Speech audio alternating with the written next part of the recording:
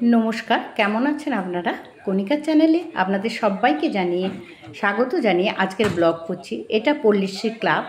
এই ক্লাবে আমিও সদস্য একজন অবশ্যই। আর এই ক্লাবেই হচ্ছে চক্ষু ও ছানি পরীক্ষা শিবির। চৈতন্যপুর থেকে সমস্ত ডাক্তারবাবুরা এসছে। চক্ষু একটি অমূল্য সম্পদ, তাই আমরা পূর্ব ঘোষণা অনুযায়ী প্রতি বছরের মতো এবছরও হলদিয়া চৈতন্যপুর নেত্র নিরাময় নিকেতনের ব্যবস্থাপনায় পল্লীশ্রীর সহযোগিতায় চলছে চক্ষু ও ছানি পরীক্ষা শিবির। এখানে যারা চক্ষু বা ছানি পরীক্ষার জন্য এসছে তাদের নামটা নথিভুক্ত করা হচ্ছে।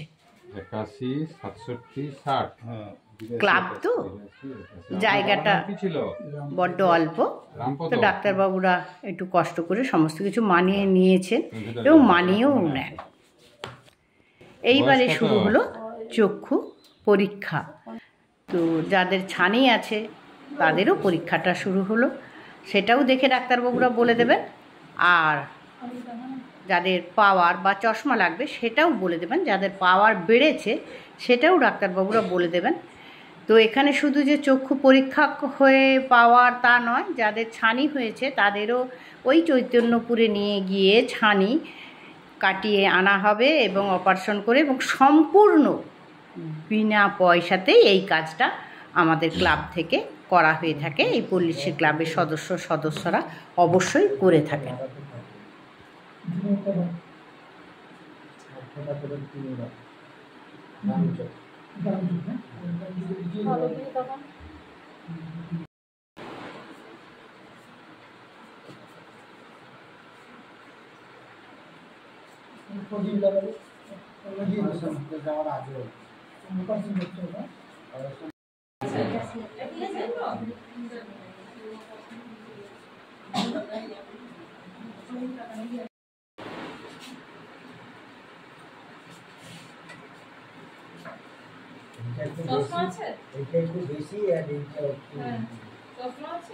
তো আপনারা দেখছেন কত যত্ন সহকারে আমাদের ডাক্তারবাবু যারা এসছেন এই চৈতন্যপুর থেকে, সেই চক্ষু বিশেষজ্ঞরা কিভাবে তাদের চোখটা পরীক্ষা করছেন।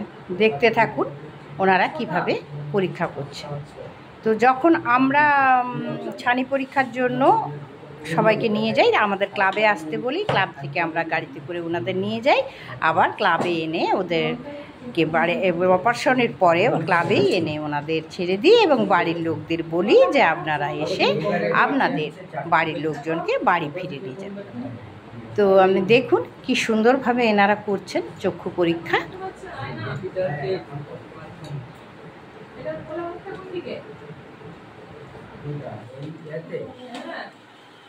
এটা তো আছে এম আছে কোনটা এম নিচের লাইন এইটা কোন দিকে আছে খোলাটা খোলা বলতে দাঁড়াগুলো কোন দিকে বেরিয়ে আছে এটা দুইটা উপর দিকে এটা এই কোন দিকে আছে এর মুখটা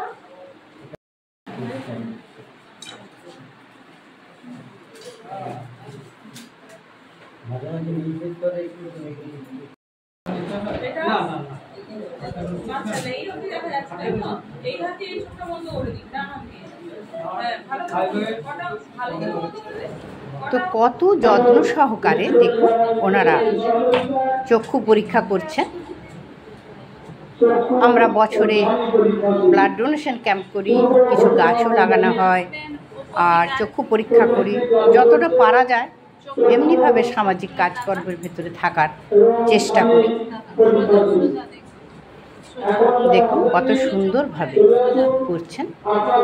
বলেছিলাম ডাক্তারবাবুদের গ্লাভস নেই কেন, বলছে আমরা স্যানিটাইজ দিয়ে হাত ধুয়ে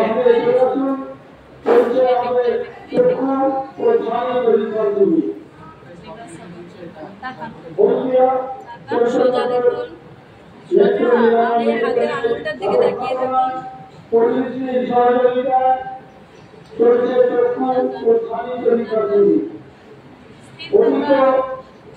চিকিৎসক মন্ডলী এবং অত্যাধুনিক যন্ত্রপাতি দ্বারা পরিচালিত করছে চক্ষু ও ধ্বনি কত সুন্দরভাবে চক্ষু পরীক্ষা করছেন ওনারা। এখনো যারা আসেননি চলে আসুন পরিস্থিতি ক্লাব নিয়ে। দেখতে থাকুন। জোরে শ্বাস নিন, গলায় জল গেল, গেছে।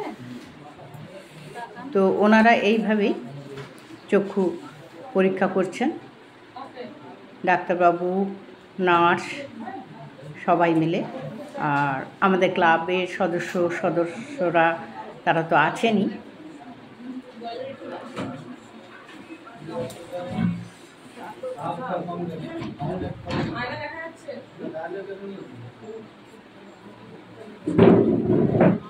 আমরা এইভাবেই কিছু সামাজিক কাজকর্ম করে থাকি, যেটা আমাদের দায়িত্বর ভেতরে পড়ে। সমাজে বাস করি, সামাজিক দায়বদ্ধতা তো থাকবেই, যতটুকুনি পারা যায়। তো এখানে পেশেন্টদের প্রেসক্রিপশানটা বুঝিয়ে দেওয়া হয়েছে।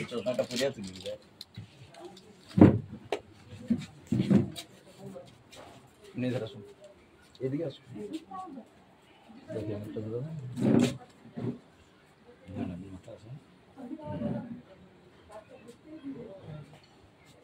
চশমা একটা পরতে হবে। আপনি সব সময়ের জন্য পাওয়ারটা দিয়েছে, দূরে এবং কাছে চশমাটা পরলে পরিষ্কার দেখা যাবে। আর একটা ওষুধ দিয়েছে, 2 চোখে 1 ফোঁটা করে 4 বার লাগাবেন। একটা ক্যাপসুল আছে, প্রতিদিন রাতে 1টা করে খাবেন।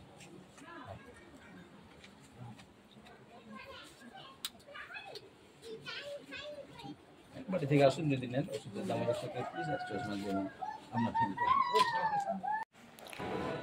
যেহেতু ক্লাবটা মায়ের মন্দিরের সঙ্গে একদম পাশাপাশি, তাই মায়ের মন্দিরে আমাদের বলে দেওয়া হয়েছিল যে ডাক্তারবাবুদের খাইয়ে আমরা বিদায় জানাবো। তাই মায়ের মন্দিরে ভোগের ব্যবস্থাই করে দিয়েছি। ওনাদের বলে দিয়েছি যে আমাদের যেসব ডাক্তারবাবুরা আসবেন সেই সব ডাক্তারবাবুরা এই মায়ের মন্দিরে ভোগ খেয়ে যাবে। তো এই যে মায়ের মন্দিরে পুজো হচ্ছে।